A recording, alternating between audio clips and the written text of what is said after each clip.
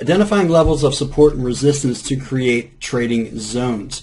Now, we all know that trading at or around support and resistance is a key ingredient to a successful trading strategy. You're going to hear us talk about this time and time again.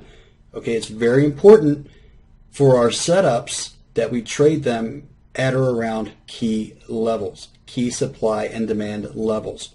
Okay, so isolating these zones prior to price reaching them will make your trading setups even more powerful. Plus, it gives you a lot more confidence when you've pre-isolated a zone where you're looking for price to react and you start to see that reaction. It's important to think of support and resistance as a zone and not always an exact number or level, since price often trades through these levels before we see the real reaction. We talked about this a little bit earlier as well when we're looking at trend lines or Fibonacci levels.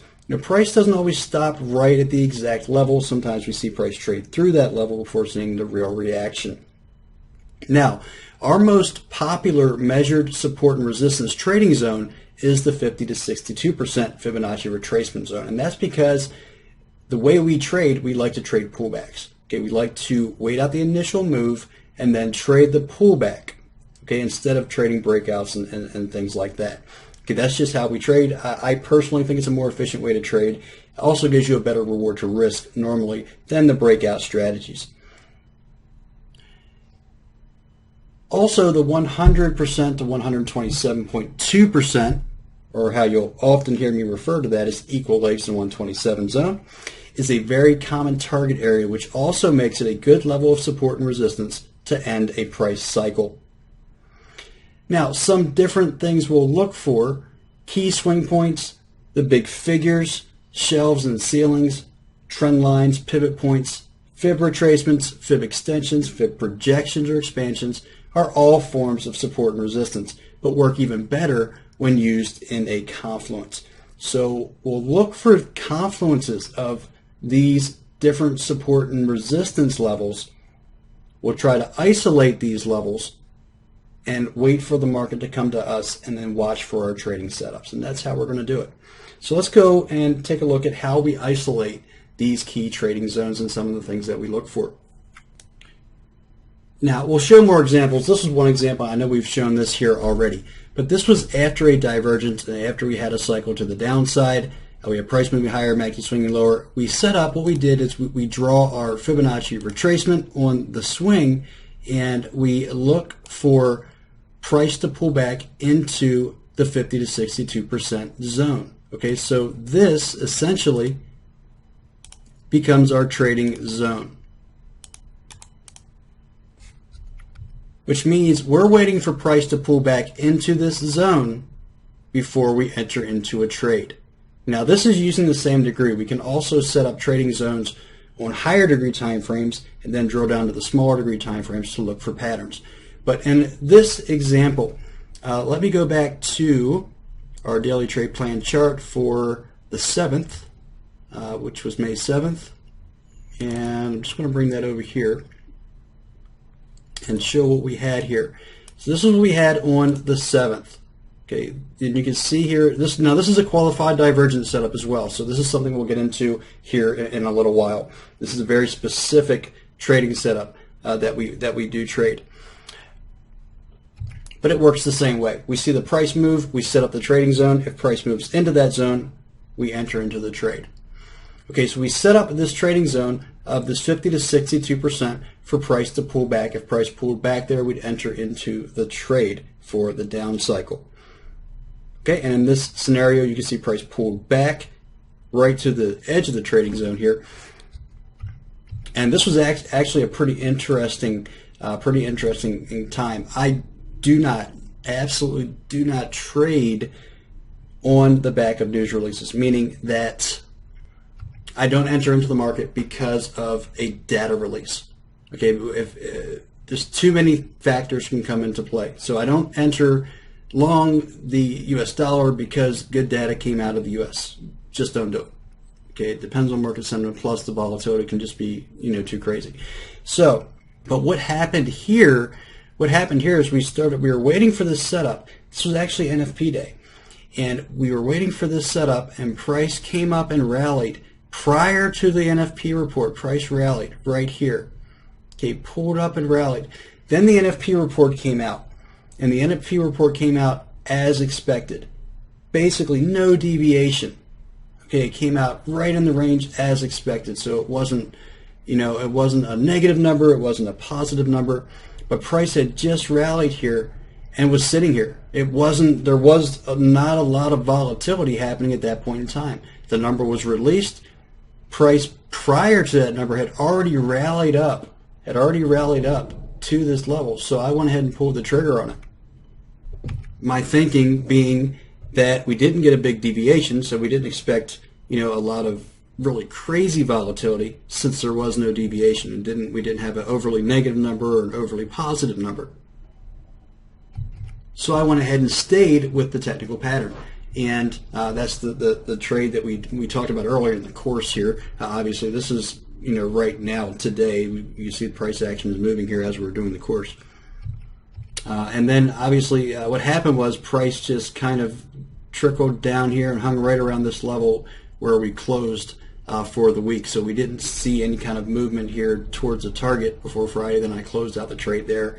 I was thinking about reopening it when the market opened. I just wasn't in front of the charts at that time, and then we already had price move down, so I just left it alone. Okay, took my smaller profit off the table and just stayed happy with that. Okay, but anyway, I had set up a trading zone, and when price rallied into that level, that's when I was looking to place a trade. Okay, not before, but when price moved into that predetermined level. Okay, here's another example on a recent chart. The market has been downtrending. We marked this off as a potential triple, a W, X. We had this labeled as a Y wave. We weren't seeing any divergence here on this most recent swing.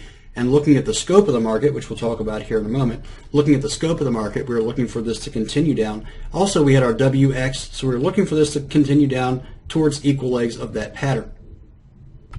And I had this marked at the time where we were at as a Y, but actually the Y wave is here.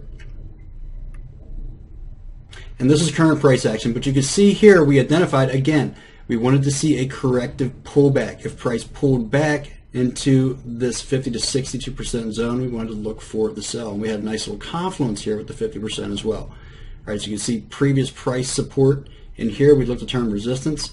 Price came right up to that 50%, and down we went right to equal legs, right to that equal legs target, and that's where we found some support here at the moment. Okay, this is a current trading setup here. Here's another current example on the dollar yen. Okay, the dollar yen, this is also a qualified divergence. Price moving lower, MACD swinging higher. Price rallied up here above the points that diverged. We had this pullback. This was a level right here, the 50 to 62%, where we were watching for a potential price reaction. Okay, this was our long zone. Excuse me. This was our trading zone right here, the 50 to 62% on this divergence. And you can see price came right into the 50 to 62% zone, and that's where we've seen the rally so far. All right, now once price tests the high in here, this is when we want to go ahead and make sure we have the risk out of the trade. And even at this point, we could start to use these swings, since we do have some pretty solid swing points here, to reduce risk, remove risk, and lock in some profits in case this level does indeed hold. Anyway, that's just how we do trade management, like we talked about earlier. Again, didn't really want to get into the setup there. Just wanted to talk about setting up these trading zones where we're looking for our actual entries. Now, here's our Euro-Dollar 4-hour chart. And this is another example of a trading zone that we have set up. Price hasn't gotten there yet, and we don't know if it will. We don't know if it will. And actually what we'll do with this is we're going to mark off a caution zone here as well, right here, because we have such a high confluence, or such a strong confluence here at that 38%. So what we would do is we would mark off a caution zone here. We have a few reasons. We have the low point between the points that diverge there. We have the 38% Fibonacci retracement. We have previous price resistance. We would look to term support. This is what we call a shelf. Okay, so if price comes into that level, strong potential for a price reaction. This is setting up these trading zones. Now, obviously, we'd like to see price come 50 to 62%, but since we have such a strong confluence here, we might not see that happen. Now, if price pulls back into the zone, what we'll do is we'll drill down to the smaller degree time frame, and we'll look for a setup to develop there, potentially a divergence setup or an extension, something that gives us an idea, a clue that we can enter into the market with good risk management. Okay, and that's what it's about. That's what setting up these levels of support and resistance, creating these trading zones, is all about. And we'll do it time and time again, and this is where we'll look for these trading setups to develop. Okay, so this is a 4-hour chart. We're going to watch if price comes into that level. We're going to start to drill down, look at the hourly chart, look at the 15-minute chart, look for setups there for trading opportunities. Okay, and if you do this, if you take the time to develop these trading zones where we have strong supply and demand levels and we take setups that develop at these levels, you're going to be very successful in this business.